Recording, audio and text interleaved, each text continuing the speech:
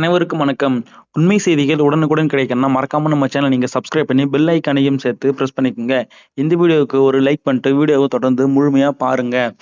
விவசாயிகளுக்கு வெளியான முக்கிய அறிவிப்பு.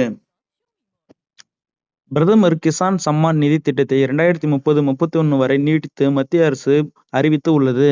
இதற்காக 3.15 லட்சம் கோடி ரூபாய் நிதி ஒதுக்கப்பட்டு உள்ளது. மத்திய அரசு நாட்டில் இருக்கின்ற கோடிக்கணக்கான விவசாயிகளுக்கு ஒரு நல்ல செய்தியை சொல்லியிருக்கிறது. விவசாயிகளின் பெரிய நம்பிக்கையாக இருக்கின்ற பிரதமர் கிசான் சம்மன் நிதி திட்டத்தை அடுத்த 5 வருடங்களுக்கு, அதாவது 2030-31 வரைக்கும் நீட்டித்து ஒரு பெரிய அறிவிப்பை வெளியிட்டு இருக்கிறது. மத்திய அமைச்சரவை கூட்டத்தில் பிஎம் கிசான் சம்மன் நிதி திட்டத்தை 2030-31 நிதியாண்டு வரைக்கும் தொடர ஒப்புதல் கொடுத்திருக்கிறார்கள். இந்த மெகா திட்டத்திற்காக மத்திய அரசு 3.15 லட்சம் கோடி ரூபாய் ஒதுக்கியிருக்கிறது. மத்திய தகவல் மற்றும் ஒலிபரப்புத்துறை அமைச்சர் அஸ்வினி வைஷ்ணவ் இந்த முடிவுகளை அதிகாரப்பூர்வமாக ஊடகங்களுக்கு சொன்னார். இதோடு பிரதமர் சூரிய சரோவர் யோஜனா திட்டத்திற்கும் ஒப்புதல் கொடுத்திருக்கிறார்கள்.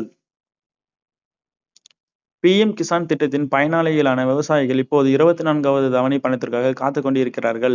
இந்த நேரத்தில் மத்திய அரசு திட்டத்தை 5 வருடத்திற்கு நீட்டித்தது விவசாயிகளின் பெரிய கவலையை தீர்த்திருக்கிறது. தகவலின்படி 24வது தவணை பணம் வருகின்ற அக்டோபர் மாதம் விவசாயிகளின் வங்கி கணக்குகளுக்கு வரும் என்றும் எதிர்பார்க்கப்படுகிறது.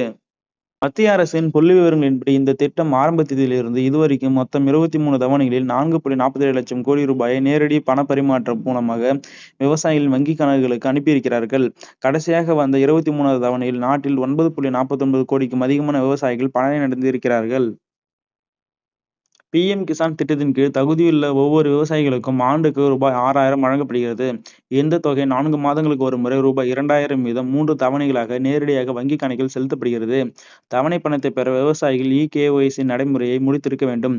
மேலும் வங்கி கணக்குடன் ஆதார் எண்ணை இணைப்பது மற்றும் நில விவரங்களை சரிபார்ப்பது கட்டாயமாகும். மேலும் இது குறித்த அப்டேட்டுகள் உங்களுக்கு மறக்காம கிடைக்கணும்னா மறக்காம நம்ம சேனல் நீங்க சப்ஸ்கிரைப் பண்ணி பெல் ஐகானையும் சேர்த்து பிரஸ் பண்ணிக்கோங்க. இந்த வீடியோவுக்கு ஒரு லைக் பண்ணிக்கோங்க.